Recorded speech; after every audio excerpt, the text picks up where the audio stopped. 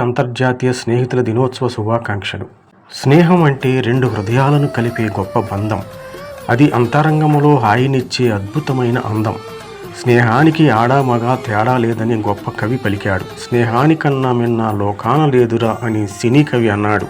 స్నేహమేరా జీవితం, స్నేహమేరా శాశ్వతమని, స్నేహమనే మాటలు మనం చెరు అక్షరమని, ఆనాటి స్నేహ ఆనంద గీతం ఈనాడు కరువైందని కవులు అద్భుతంగా రాశారు.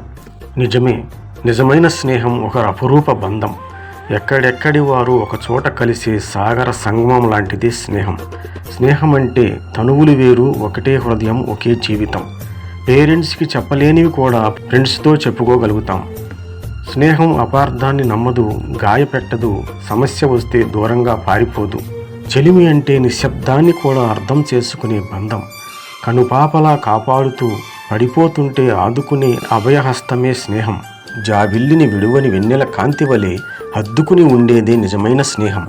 నీవు నిలబడితే నీ దగ్గరే ఆగి, నడిస్తే నీ వెంట వచ్చే నీడలాంటిదే నిజమైన స్నేహం. చెప్పాలంటే మధురమైన జ్ఞాపకాలు నిండిన చెరగని పుస్తకమే స్నేహం. అర్థం చేసుకునే స్నేహితులున్నవారే ఆస్తిపరులు.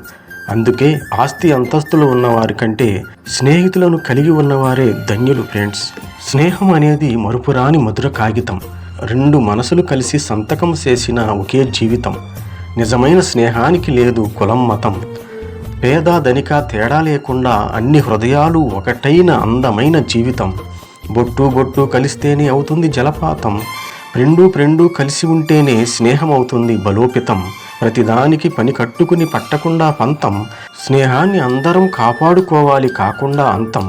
నిజ స్నేహం కొరకు జీవితాన్నైనా చేయాలి అంకితం. నిజ స్నేహం కొరకు జీవితాన్నైనా చేయాలి అంకితం. ఇలా బంధాన్ని పెంచుకుంటూ దేశాన్ని చేద్దాం స్నేహ భారతం. ఇలా బంధాన్ని పెంచుకుంటూ దేశాన్ని చేద్దాం స్నేహ భారతం. మీరు మంచి స్నేహితులను కలిగి ఉన్నారా? కలిగి ఉంటే కామెంట్ రూపంలో తెలియజేయండి. Thank you to watch.